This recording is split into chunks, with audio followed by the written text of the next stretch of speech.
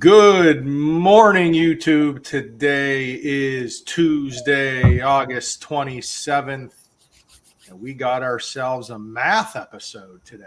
Good morning, boys. Good morning. Hope you brought your thinking hats. I didn't bring a hat. None of us have a hat on. That's a thinking hat. It's an invisible hat, Tom, but that's okay. Gotcha. I forgot my hat. We're good. We're good. You know, as lenders, as mortgage guys, we're always talking about what programs work, what programs don't work. Later in the episode, we're going to get into the nuts and bolts and show you how the numbers pan out, how it's no longer just a highest and best market when you're putting in an offer. There's many things out there to negotiate. And frankly, right now with where rates are, we're seeing houses sit a little bit longer. Could be a pretty good time to buy, if you ask me. Yeah, I think it is going to start to turn into a little bit of a buyer's market here over the next few months and heading into the winter. And hopefully in the spring, it comes out as an even market. And I don't know, maybe we'll call it a free market. But yeah, I think in the spring, I'm hopeful that everything does even out and it's not too much of a seller's market, too much of a buyer's market, and everybody's just happy-go-lucky buying homes. Yeah, I mean, Anth, it's definitely not that COVID market where you got people around the block just highest and best by 2 hours and pray to God it appraises. It definitely seems like this market's even out. You know, we know you've been in the market, the business longer than both of us. So, and that's the good thing about our business. There's ups, there's downs, the market changes, and definitely feel like we got a slight change coming here to the real estate market. Yeah, I mean, real estate's always going to be one of the best investments you can have. It's a growing investment year over year. So, I mean, as far as when rates come down, you know, we all know as soon as rates come down, more buyers are coming in. Ultimately could possibly create that multiple offer situation. And we've been saying, you know, hey, buy now if you can find the right house and the payment works, because yes, you might be able to get a lower rate, but if you're in a multiple offer situation that's going to raise that price 10 to 15, 20 grand, you're not really saving. Your payments averaging out pretty close to the same as if you would have just bought before. So, yeah, I mean, I think as rates decline or decrease, you know, I think it will open it up for more buyers to be able to buy, as well as options. I mean, all three of us give great options to clients. You know, they can buy now and save money. They don't have to wait. But it's all on the information they're given. You know, family, you know, many people, everybody's an expert, you know, and there's only 3 people on this screen that actually can do the work. So, yeah. I mean, those are great points, especially I mean, you could ask buyers that were trying to buy a house during COVID. It wasn't fun. It was very stressful. There were people that couldn't get in a home for literally a year, putting in 10, 15, 20 offers and getting nothing accepted because there were so many offers on every home. So there is something to say about the market. If you want to buy a home today, you can buy a home. They're not going in one day in all cases, still happening in some markets, but not in all cases are we seeing homes flying off the shelves here, which allows buyers to look at different mortgage programs and get in for what works best for them, not just what's the best offer to get it accepted. Yeah, well put.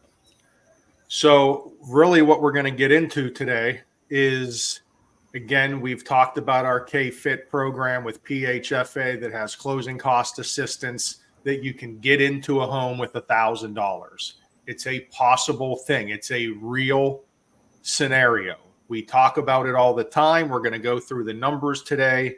I did a real world calculation on a $300,000 home with 3% down.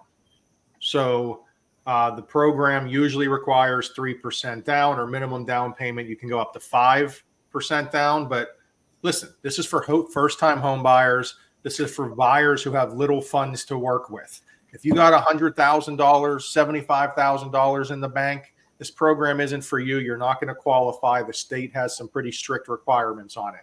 But let's get into it, boys. The numbers are going to tell us the truth. So we'll look at everything before any deductions, what you can ask for as a buyer. I think personally, one of the biggest unknown factors to a home buyer are the things they can ask for from the seller now. You are able to negotiate with the seller multiple factors, and we're going to get into those to show you how it can save you literally thousands of dollars if you structure your mortgage right, if you work with an agent that you know that can negotiate for you, and you work with a lender that's going to get you these options so you know you're going to get into that home that works best for you. All right, so if we were in the COVID era, Anthony, there was no seller assistance, there was no help you were getting. You had to come in and pretty much bring all the funds yourself. We were in the closing era. It's not that hard to do a little bit of math. 3% of 300,000. I know that may be a lot for people to calculate. It really shouldn't be. That's $9,000. We got that one. Capiche. Good on that. Pretty simple math. We do all have calculators. They do have percentage signs on the calculators. This should not be difficult to calculate the down payment on a home. 300,000, 3%, $9,000. Good? Perfect. Capiche. Then we get into the closing costs. And whenever you get a pre-approval, when you get your loan estimate or your cost sheet, it's going to have all the closing costs broken down for Pennsylvania with the transfer taxes and the title fees and the escrows and all that fun stuff. I just totaled it all together. The estimated closing costs for this property would be $16,055. Pretty easy so far. Now, commission. Commission has been on everyone's mind, everyone's everything for the months and months and months. So now the rules have changed. No. A buyer does not have to pay their commission, Anthony, for their broker agent. They can pay their commission if they want to. They don't have to. They can still negotiate right in the Pennsylvania sales contract that the seller pay their broker commission. Am I crazy or am I correct there? You are absolutely correct, sir. Absolutely. Okay. With a little crazy in that, but not about that statement.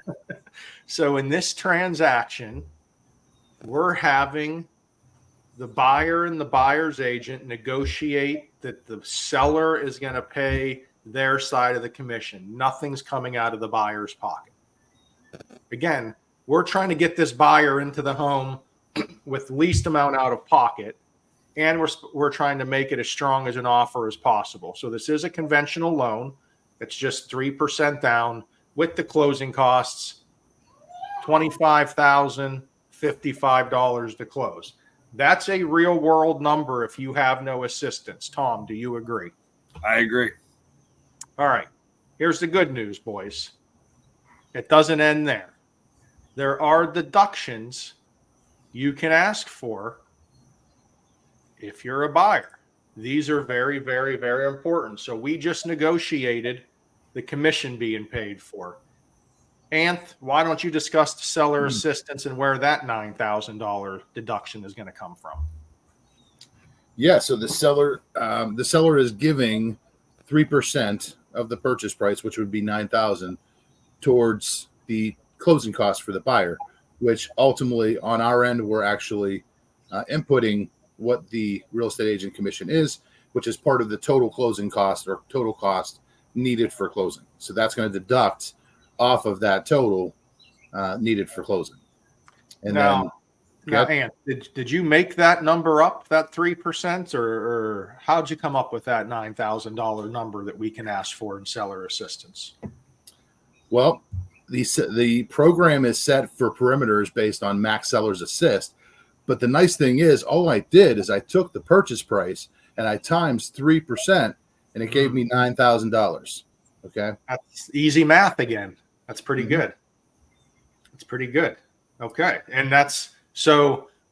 All Anth did was do the max seller assistance for a conventional loan with 3% down, You can go to the Agent One app to use our seller concession calculator if you're not sure the parameters for a 3% down conventional loan. Luckily, the three of us know those parameters pretty easily. You need to put 6% down or 10% down to get 6% seller assistance. That's why we're going to stick with the 3%. So again, this seller assistance is taking off $9,000 of your closing costs. Now, it's coming straight from the seller. You have to negotiate this. This is also a line on the closing sheet or on the offer sheet on the sales contract that you can ask for. You can ask for your commission to be paid for. You can also ask for seller assistance. Then, with our first-time home buyer program, Tom, we can add another deduction and discuss that where that $15,000 comes from. Yeah, so we do have that second option. It's a K-Fit product through the state where you are allowed 5% of the purchase price to be used as a second mortgage loan for assistance. That mortgage is a 10-year deferred loan that you don't actually have a monthly payment on, where you will actually have 10% deferred every year until year 10. So this is a great option for the people that do not have a ton of money in their bank account, but still have the money coming in from their job to buy the home. So this could be an option to get them in there by using the second mortgage to help pay down all those closing costs that we had mentioned previously, to then show that total down at the bottom where they only need $1,000 cash to close. And maybe even in this scenario, Ryan, Nant, that $1,000 might have already been paid as the hand money, so they only have to bring $55 to the table on final closing day. Absolutely true, Tommy. Absolutely true. So here I enlarged again the whole sheet so you can see we had $25,055 in total costs, and you can see the $9,000 deduction for seller assistance, the $15,000 deduction for closing cost assistance. And if you can qualify for this program, again, it does have income limits. It's a bit of a strict program. Really should be a first-time home buyer. Though they have an alternate program if you're not a first-time home buyer. And this is a real-world scenario of how to buy a $300,000 home and bring $1,055 out of pocket. Yes, does it have to be negotiated where you get seller assistance and the seller pays buyer broker commission? Absolutely. But if you're able to negotiate the right program and the right offer for yourself, this is 100% possible. Yeah, great product, great program. There are a couple little caveats to the program, so make sure you're checking in with us if you want to buy or go through this. Yep. I mean, it's great. Ant, you have anything to add on top of this? Yeah, I mean, it's a great program for first-time home buyers. I mean, ultimately, everybody should know about this program. It's, if you're a first-time home buyer and you meet the requirements, I mean, it's probably the best program you're going to get if you're looking for down payment assistance and lower rates. So yeah, and everyone's like, what's the catch? The rate is very competitive, and like Tom said, the second mortgage is 10-year forgivable with no payment and no interest. So it's like you only have to pay it back if you sell the house. There's no monthly payment, and if you do pay it back, that's with no interest. So it's like if you qualify, it's a great program. Yeah. And if you want to know about it, if you have any questions, give us all a call. We're absolutely able to get your buyers pre-approved and get them in the homes. So I'll see you boys Friday. See you guys. You have a good one.